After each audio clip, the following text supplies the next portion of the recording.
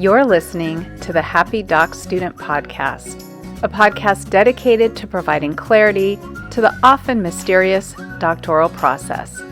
Do you feel like you're losing your mind? Let me and my guests show you how to put more joy in your journey and graduate with your sanity, health, and relationships intact. I'm your host, Dr. Heather Frederick, and today I'm so excited to welcome Don Davis. Don is an executive coach, keynote speaker, and author. His book, Overcommitted: How to Transform Your Habits and Achieve the Life You Desire, focuses on how to set a vision for where you want your life to go and how to achieve what you want most without being overcommitted. Don, welcome to the show. Thanks so much for having me, Heather. I greatly appreciate it.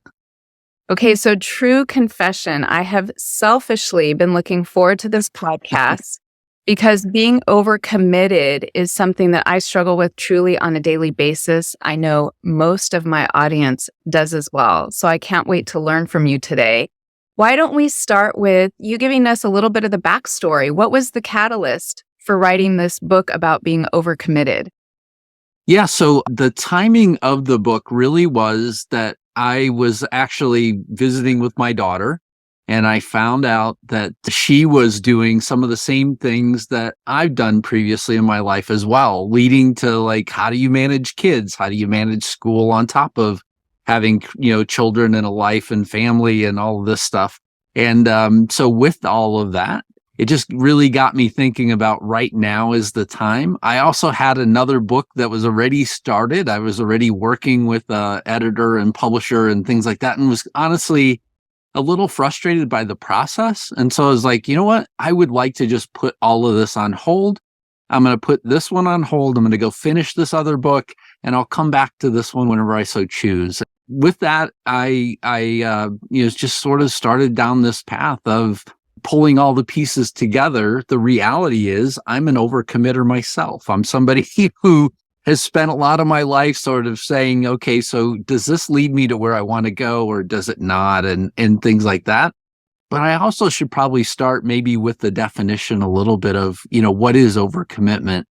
And I really define this in the book. So I give you kind of a textbook definition of what I think overcommitment is. It's really this moment in your life where you might be working on many more things than there are in available hours in a day. However, there's a secondary part of that too, that you might be working on things that are leading you to a space that you're not necessarily wanting to go. And so both of those kind of dimensions are, in my mind anyway, what leads to overcommitment. You could be overcommitted in doing stuff that doesn't necessarily go in a direction in your life that you want to go, hence the recalibration on the book that I talked about a moment ago. And then secondarily, you also could just have so many things in your calendar. You hear people say quite frequently, I'm double booked or triple booked. Well, in reality, you can't really do three things. So you're going to have to choose at the end of the day anyway. So, just how do you manage that was kind of what I had in mind as I started to pull together the pieces of the book. So where do you start with someone who comes to you and says, I'm an overcommitter, help? Do you start with the practical time? Let's make sure you're not double and triple booked. Or do you start with this, which I'm fascinated by, this kind of psychological aspect where you're asking, wait, let's ask if these tasks are even bringing you closer to this vision you have. Sometimes I have found I get so overcommitted, I lose track of what my vision is. Yeah, early in the stages of the book, I sort of have people work through an exercise of actually formulating what specifically do you want to work on in your life. For years, I had professional goals. Every year in the large corporations that I worked for, you had to sort of come together and formulate what was it that you were going to deliver for that particular year. Until very late in my career, I never even thought about having personal goals, never even thought about, what do I want to work on with myself in this year? And so what I guide the reader through is let's go through the exercise of developing what I call categories in your life. What are those categories? I sort of have 4 categories that I want to work on: personal, professional, financial, and fitness. Those are my 4. And in those 4 categories, how do I, really make sure that the things that I do calibrate with one of those 4 categories? And then we still all have things that fall outside of that. But, I sort of walk you through a process of, let's try and go through developing those categories to start. And then also on my website, I offer for anybody that's interested a free way to go through that as well. You can go to my website and then actually look up the Overcommitment Cleanse is what it's called. It walks you from developing categories to eventually, developing goals, and then you're sort of recalibrating in a week's time period the things that are in your life to try and get you from that overcommitted stage to a committed stage is what I call it. An overcommitment cleanse. That sounds just when you said that word, my body just kind of relaxed. That sounds so amazing. And this idea of coming up with categories and getting clear on where you want to spend your time, it seems so logical. Why don't we do it? But most people don't do it. Yeah, and I think it was funny because as I started pulling together the pieces of the book and then I had 3 editors, throughout, the book writing process. And so I had somebody that was working with like the structure of the book and the components of the book with me. And we were having good conversations, meaty conversations about her overcommitments as well. And so we were talking about, how can this all come together? And she saw in my sort of crib notes in the very back, she saw that I mentioned this overcommitment cleanse. And it was one of the reasons why I came up with it was because I started to think through, as I went through it, I'm a fairly logical and structured person. That's the way I run my life and things like that. But even with that, I still have to manage my own overcommitments. And so, how do you take somebody that maybe doesn't know how to do this and teach them the way to go through the different steps to actually get to it? Are there steps that you could lead us through, a few of maybe your favorite ones or some of the basic ones, so that people can kind of sink their teeth into what it is you're talking about?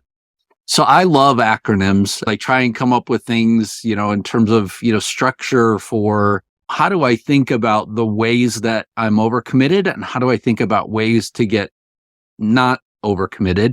And so I describe in the book, this idea of the overcommitment DARE, and DARE is an acronym. First letter in the acronym is D, and that stands for delegate. And so I would ask anybody that is overcommitted, first of all, if there are things that don't align with the categories in your life, or they don't necessarily lead you to where you want to go, or maybe they're just things that are time commitments, are there ways that you can appropriately delegate to other people around you? And sometimes that delegation isn't necessarily like, you're a manager and you're delegating down. Sometimes it's delegating to a peer or possibly even delegating to a manager, right? And saying, hey, look, this doesn't really fit necessarily what I feel like I should be working on. Could we have a conversation about other people that might be a better fit for this actual task and might actually be more beneficial for them?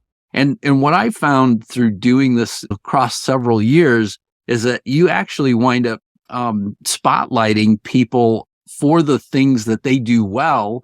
And sometimes that's seen as a great contribution to a lot of different organizations as well. And so I would first start with delegate, in the DARE acronym, and I'll pause there for any questions that you might have. Happy to go through the rest of the acronym as well. Delegation is something we talk a lot about on this podcast, because if you're going to school and you have a job and you have a family and you've got friends, there's a lot on your plate. And the audience tends to be people who are very competent, right? These are the people who say, yes, I want to be in a doctoral program.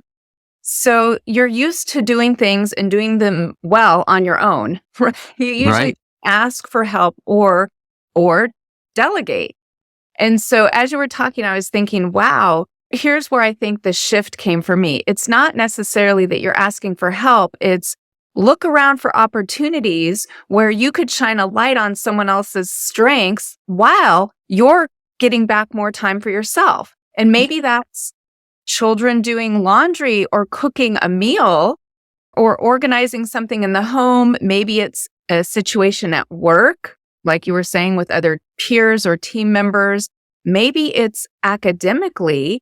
Maybe you need to delegate editing a paper, sending your paper out to editing, because that would be a smart, time-saving move. Yeah, I love that, because it's one of the things that as I started to form the book, I mean, I needed help. As much as I formed the ideas, and yes, it's my writing and things like that went into the book. However, you still need help from the outside. And how do you leverage other people to sort of benefit those things? My 90-year-old mother lives with us since my father passed away. And we were recently sort of, reflecting on, last year and the amount of time that both my wife and I have spent caregiving and things like that. And again, we were in that same situation of, look, we'd like to spend more time, but the reality is we honestly feel like we could use some more help as well. And so we're, again, looking at ways to delegate, just a couple times a week, having a few hours here or there, actually going to benefit us pretty well. So D, delegate, take the time to ask, is there something going on in my life that I can let go and let someone else do? Yes. Yeah, the D. That's okay. the D. I'm ready for A. The second one is, we live in a wonderful time with our computers and things like that. But at the same time, they send a ton of information to us that we constantly have to process, right?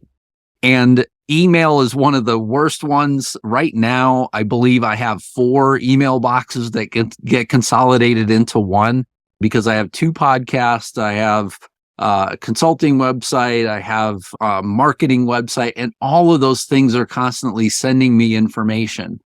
And oftentimes we don't leverage the tools that we have. So whether it's in Google or it's in, Microsoft Outlook, it doesn't really matter.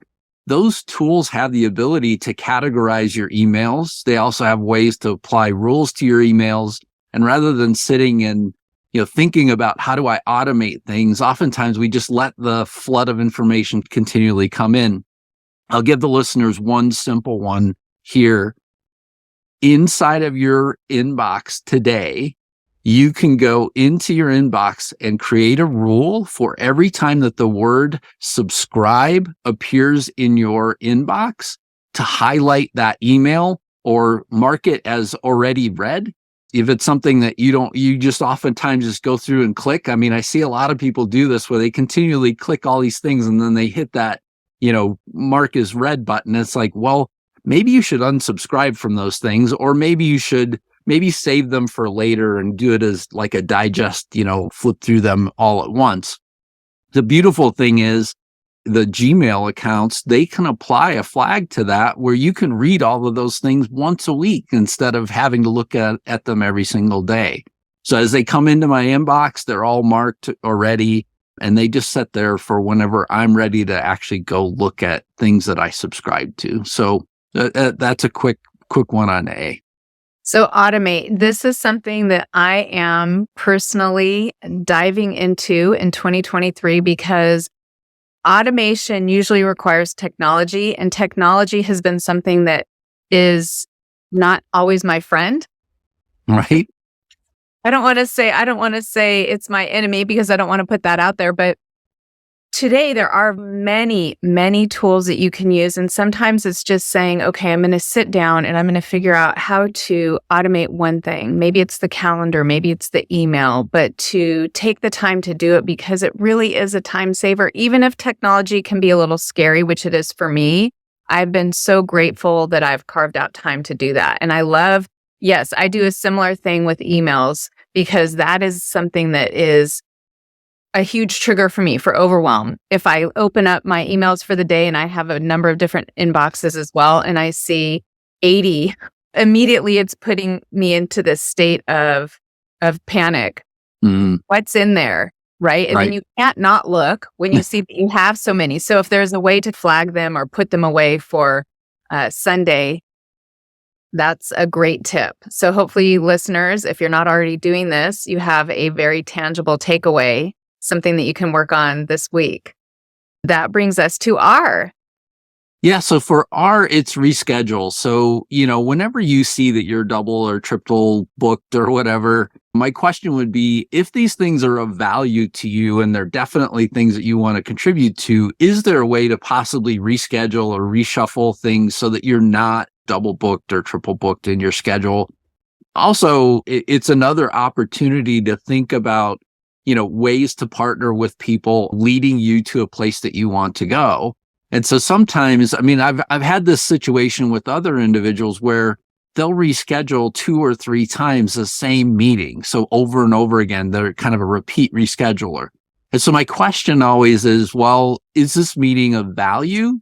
Is it something that we really need? It really should draw you to a lot of questions about what specifically is on your agenda, and is it something that actually contributes to what you're needing to do or not? And if not, maybe it's an opportunity to get rid of it, which is the E, which is eliminate. So I'll skip to that, in this as well. But rescheduling as you're doing that, I think a part of the dialogue that should be running through your head is not just, should I move this thing?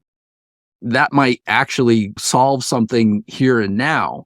But the secondary question is, do I even need this at all? And I actually just was creating a video for a YouTube channel that I have around making sure that meetings are meaningful. And I was saying the same exact thing in that video, that how you think about meetings that you're having and things like that, it's important to sort of consider, is this thing even needed in the first place? Could I just send out an email and answer somebody's question, and then I don't need the meeting anymore? Rescheduling and eliminating. What I'm hearing with R and E is, again, this deep dive to asking the more difficult question. It's not that difficult to reschedule something or maybe eliminate doing the dishes tonight. Right. But the deeper question is, what are you choosing to put on your plate? And I used to do a podcast once a week. And then my aunt got ill. My kids were getting ready to graduate from high school and move. And I was feeling very overwhelmed trying to keep up with that pace, but also live my life in line with my values of family and making memories with the people I love. And so I had to stop and say, okay, Heather, what is the clearest path here to not feeling overwhelmed? It's to eliminate something. Well, I'm not going to eliminate spending time with my family right now in this season. So I eliminated one podcast every other week, and I had a huge sense of relief when I did that. It was a tough decision. It was a tough business and personal decision for me, but it was a path to finding more space so that I didn't feel overwhelmed. I'm guessing you spend a lot of time with people helping them make these tough decisions. Yes, and a lot of them are senior executives or they're CEOs, and whenever they come to me, I always sort of have to reflect a little bit with them, because they oftentimes come and they say, "Look, I have no time," and I'm like, "Okay, but you're here, and you're here now, so you made time for this. Let's talk about what other things are you making time for that you feel are important, and then from that, let's try and develop a more strategic list of actually controlling what comes back on the plate." Because one of the last things that I talk about in the book as well is this idea of having somebody that holds you accountable. My wife is a good person, in my life that's constantly saying, does this really match what we want to do? And sometimes my sort of approach to things is, well, let's see. Kind of like your thought about the podcast. If things don't match up and it doesn't feel like I have enough time, I also am somebody that will pull out the big Sharpie and cross something off the list and just say, hey, look, I don't think we should do this anymore. It's not leading us where we want to go. But I also have a very sort of entrepreneurial spirit and want to be creative and things like that. And that leads me into trouble with my schedule as well. And so it's something that I have to continually be held accountable for. And that's what I sort of work with people with on a regular basis as well. And when you said you will often say things like, well, let's see how it goes, that's almost how I trick myself into letting myself eliminate something. I'll say, I'm eliminating it for now. Mm-hmm. And then I kind of feel that out and see how my life is going. And then maybe I'll pick it back up again. I'm not saying I'm stopping doing this forever. I say right now for things that are happening, and that will happen in doctoral programs. You may be doing data collection and you need to be out there interviewing people or conducting focus groups or whatnot. And so something else may have to go for a period of time, right? So it's really about this juggling and balancing and acknowledging different seasons, but always against this backdrop of this is what I value. These are my core categories, and finding someone, it sounds like, to kind of be that little bird on your shoulder saying, hey, now, before you schedule that meeting, or before you agree to this additional responsibility, are you sure this is bringing you to where you want to be? And are you sure this is a reflection of the life that you want to live?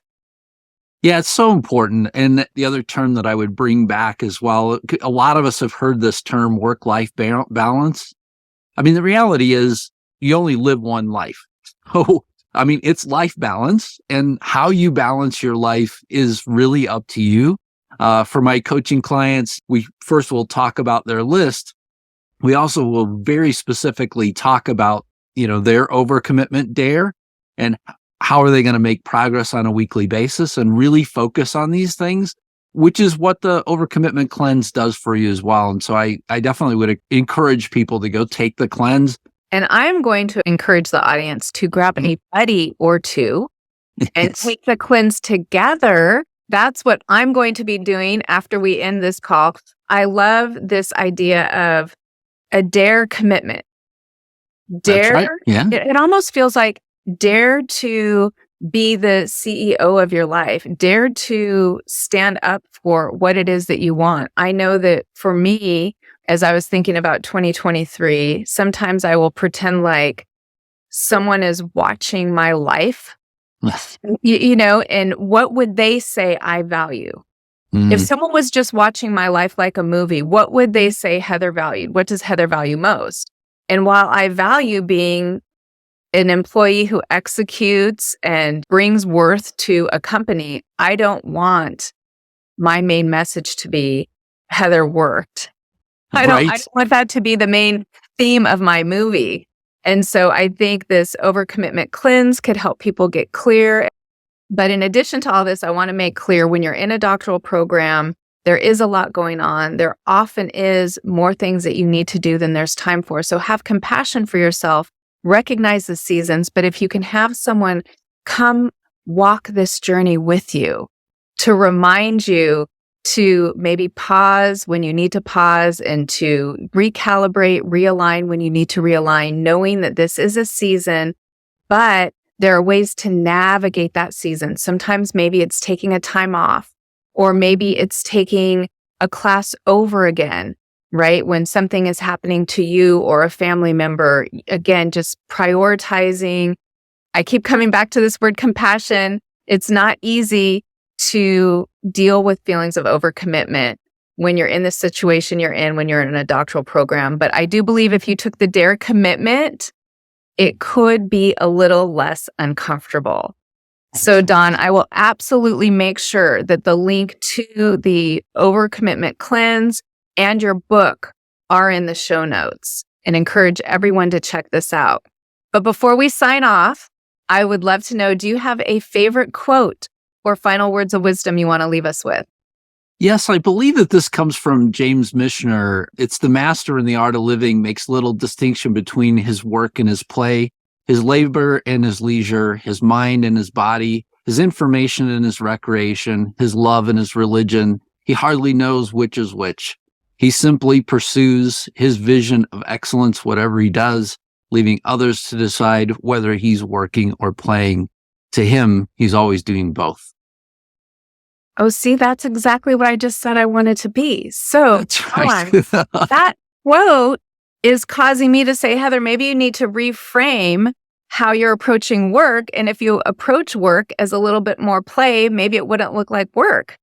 That's right. That's right. Absolutely. Yeah. I would say, taking that time for yourself to try and make sure that what you're doing is aligned with what you want is just so important and will help you lead a much happier life, which is kind of the secondary part of the title, the how to transform your habits and achieve the life you desire. That's where that came from, was this idea of just sort of taking time for yourself and taking that pause is important. We are recording this in January 2023, and I'm going to get it out there soon. So a great way to start a new year, getting clear on what you want and how to get there without feeling overcommitted. Don, I can't thank you enough for sharing your wisdom with us today. It's been such a pleasure to hang out with you. Same here, Heather. Thanks so much. Thanks so much for listening, and I look forward to connecting with you on the next episode. Until then, if you're looking for more ways to invite joy in your journey, check out the free resources at expandyourhappy.com. You'll find downloads like an article I wrote titled The Doctoral Journey, 12 Things You Need to Know That They Probably Won't Tell You. You'll also find a PDF that organizes all podcasts by the 7 steps detailed in the Happy Doc Student Handbook, which you can also find on the website. Finally, if you're looking for Happy Doc Student swag, I've got that too. Don't forget to subscribe to the podcast and YouTube channel, and if you want to make my day, rate and review so that together we can change the way doctoral education is delivered and experienced. Hey, one more thing. Just a quick reminder that the information, opinions, and recommendations presented in this podcast are for general information only.